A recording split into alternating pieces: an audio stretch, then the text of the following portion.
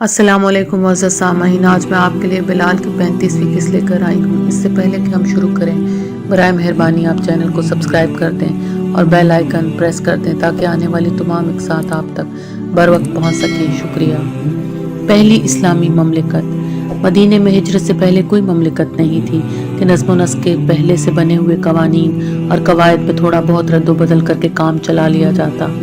صرف قبیلے ہی قبیلے تھے جو ایک دوسرے سے سرباں گریباں رہتے تھے۔ باہمی حسد اور بغض و عناد اتنے گہرے تھے کہ ان کی تمام صلاحیتیں سلب ہو کر رہ گئی تھیں۔ پھر یہاں غیر مسلم بھی آباد تھے۔ مدینہ کئی خوشحال یہودی قبائل کا گھر تھا۔ مذہبی بنیادوں پر قائم ہونے والی مملکت میں غیر مسلموں کے ساتھ بطور خاص کوئی مناسب معاملہ ضروری تھا۔ منافق بھی تھے، کمزور ایمان والے بھی، ایسے بھی جو ذرا فاصلے سے نئی صورتحال کا جائزہ لے رہے تھے کہ دیکھیں اونٹ کس کروٹ بیٹھتا ہے۔ جو کچھ ہوا تھا وہ سب کے لیے اتنا نیا، اتنا چونکا دینے والا اور اکثر کے لیے اتنا غیر متوقع تھا کہ وہ نئے حالات سے نمٹنے کے لیے ذہنی طور پر تیار نہیں تھے۔ صرف ایک بات سب جانتے تھے کہ اب حالات حسب سابق ہرگز نہیں رہیں گے۔ سب سے پہلے تو نبی کریم صلی اللہ علیہ وسلم نے ایک ایک کر کے سب قبائلی سرداروں سے ملاقاتیں کی، انہیں مل جل کر رہنے کی افادیت کا قائل کیا۔ پھر سب کے ایما پر انہوں نے اس نئی شہری مملکت کا سربراہ اعلیٰ بننا قبول فرمایا۔ اس کے بعد اپنی فراست اور سب کی رضامندی سے ایک دستور مرتب کیا جو دنیا کا سب سے پہلا تحریری دستور تھا۔ میرا ایمان ہے کہ پہلی اسلامی مملکت کا یہ دستور ابد تک انسانی زندگی کی تہذیب کرتا رہے گا۔ سرکاری امور بڑھے اور نوزائیدہ مملکت کے مسائل نے سر اٹھایا تو رسول اکرم صلی اللہ علیہ وسلم نے فوج، عدلیہ، انتظامیہ، خزانہ، درس و تدریس، تجارت، خارجی امور وغیرہ کے ادارے قائم کیے اور ہر شعبے میں ایسی راہیں کشادہ فرمائیں جن میں باطنی جامعیت کے ساتھ ساتھ معاشی اور معاشرتی عدل تھا، جو ایسے متوازن تصور حیات کی عکاس تھا کہ اس کے سامنے زندگی کا ہر متبادل تصور ہیج دکھائی دیتا تھا اور جس میں رہتی دنیا تک ہر دور کے مسائل کو سلجھانے کی صلاحیت تھی۔ جیسا کہ میں پہلے بتا چکا ہوں کہ زندگی کا کاروبار تو اس سے پہلے بھی جیسے تیسے گھسٹ رہا تھا، لیکن زندگی کو کرینے اور سلیقے سے گزارنے کی راہیں نکلی تو کایا ہی پلٹ گئی۔ سب سے پہلے حضور صلی اللہ علیہ وسلم نے کاتبوں کی ایک بڑی تعداد جمع کی اور ان کو مختلف شعبوں کے امور کی تفصیلات اور قواعد کی تحریر کا کام سپرد فرمایا۔ کچھ لوگ کاتب وحی تھے، کچھ آمدنی کا اندراج کرتے تھے اور کس نے کب کتنی رقم یا جنس سرکاری خزانے میں جمع کرائی، مال غنیمت کتنا آیا اور کیسے کیسے خرچ ہوا۔ کچھ سرکاری خزانے سے پینشن پانے والوں کی تفصیلات کا ریکارڈ رکھتے تھے۔ ایک کاتب کی ذمہ داری یہ تھی کہ وہ ان بالغ لوگوں کی فہرستیں مرتب کرے جو جنگ کے لیے موزوں بھی ہیں اور ضرورت پڑنے پر فوراً جنگ کے لیے روانہ بھی ہو سکتے ہیں۔ کوئی باقاعدہ فوج تو تھی نہیں، یہی رضاکار تھے جو جنگ کی صورت میں حالات سے نپٹنے کے لیے ہمہ وقت مستعد رہتے تھے۔ انہیں سرکاری خزانے سے وظیفہ دیا جاتا تھا۔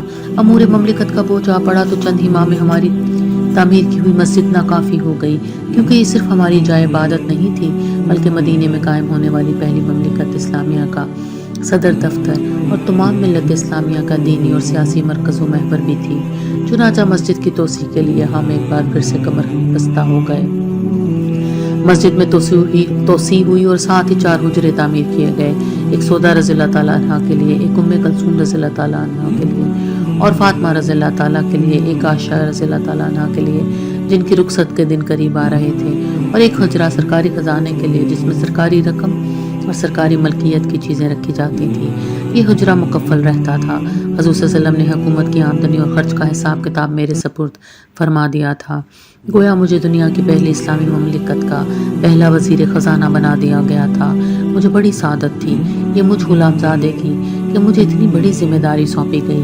مؤذن کی حیثیت سے تو میرے ساتھ میرے محترم بزرگ ابن ام مکتوم رضی اللہ تعالیٰ عنہ بھی تھے، لیکن اس نئے فرض منصبی میں کوئی میرا شریک کار نہیں تھا، بس سرور دو عالم صلی اللہ علیہ وسلم کی رہنمائی شامل تھی جس سے میں اپنی ذمہ داری سے عہدہ برا ہوتا تھا۔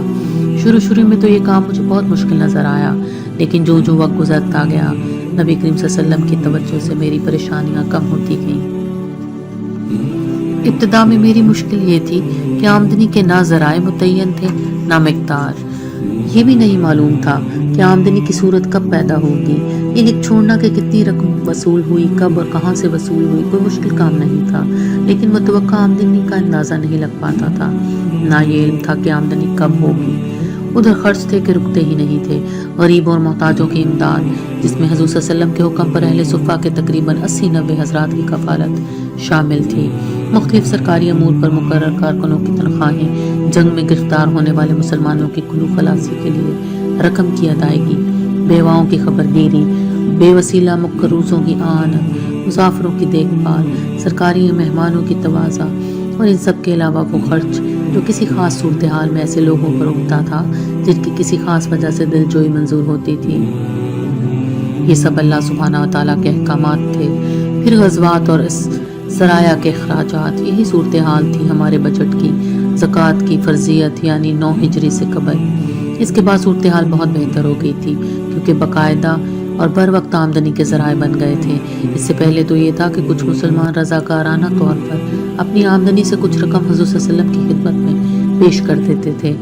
مدینے میں زیادہ تر زراعت کا کاروبار تھا، چنانچہ لوگ کبھی کبھی اپنی صوابدید پر فصلوں کا کچھ حصہ اجناس کی صورت میں دے جاتے تھے جو مال خانے کے حجرے میں جمع کر لیا جاتا تھا۔ یہی مال خانہ میرا سرکاری دفتر تھا۔ زکوٰۃ فرض ہونے سے پہلے آمدنی کی ایک اور صورت پیدا ہو گئی تھی، فتوحات ہونے لگی تھیں اور مال غنیمت کا 5واں حصہ سرکاری خزانے میں آ جاتا تھا۔ کبھی خرچ آمدنی سے زیادہ ہوتا تھا تو نبی پاک صلی اللہ علیہ وسلم نماز کے خطبے میں یا خاص طور پر مسلمانوں کا اجلاس بلوا کر سب کو رضاکارانہ طور پر رقم جمع کرانے کی تلقین فرماتے تھے، اور اللہ کے کرم سے کبھی ایسا نہ ہوا کہ اندازے سے کم رقم جمع ہوئی ہو۔